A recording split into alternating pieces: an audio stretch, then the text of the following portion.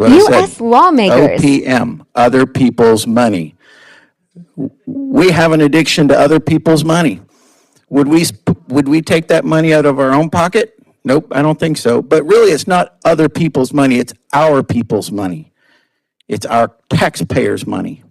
So I rise in strong opposition to this amendment, and I return. Thank you, gentlemen. Are there other members wishing to address the amendment? Gentleman from Maryland is recognized to address the amendment.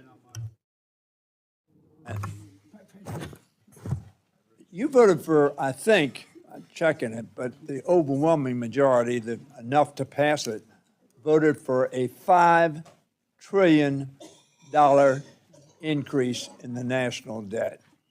So don't lecture us about $3.5 billion to feed, clothe, house people who are in desperate straits.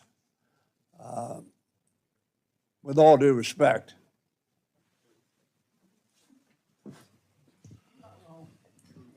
Simple, straightforward.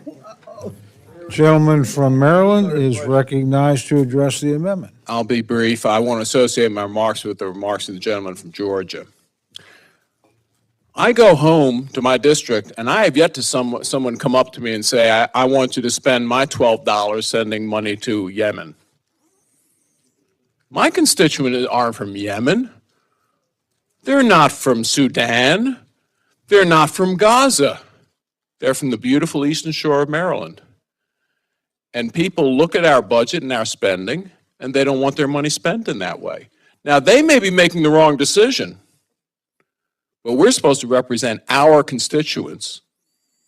And our constituents send a clear signal that we have to control the federal government spending, and that we should spend money not in Yemen, not in Sudan, not in Gaza, but we should spend it here in the country.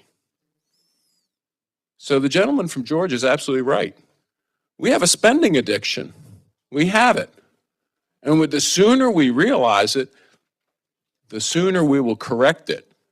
But to borrow money from our grandchildren and great-grandchildren to assuage our conscience in some way that we have to feed and clothe the entire world is not only unrealistic, I suggest it's an immoral treatment to future generations. I yield back. No, sir. Gentleman has already yielded back, actually.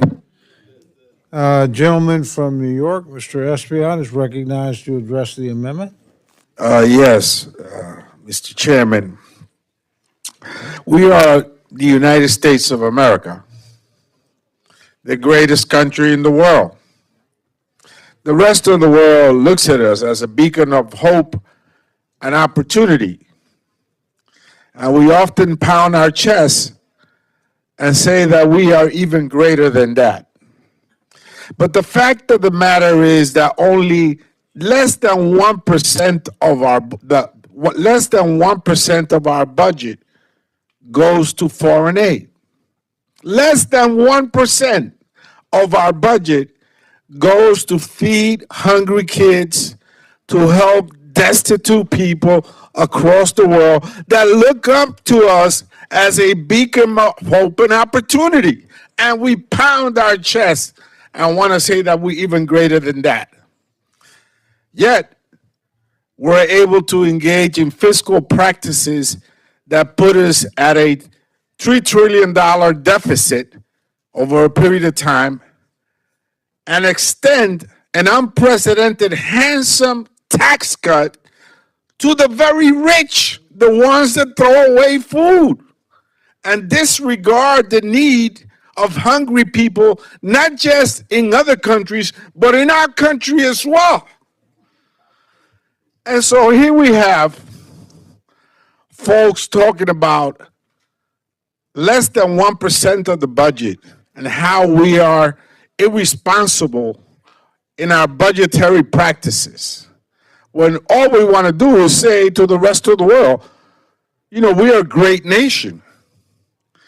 you should all aspire to be like the United States of America. And part of the mystique of America is to lift those that are coming behind us, the neediest among us.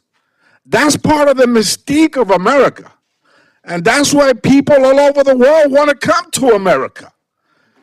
Because we have a willingness to help the neediest among us, not to be arrogant and bullyish and say that we should not spend to help hungry kids when we really only spend half of 1% of our budget. Those are crumbs. We should be doing better. And that's why people here whine and complain, Mr. Chairman.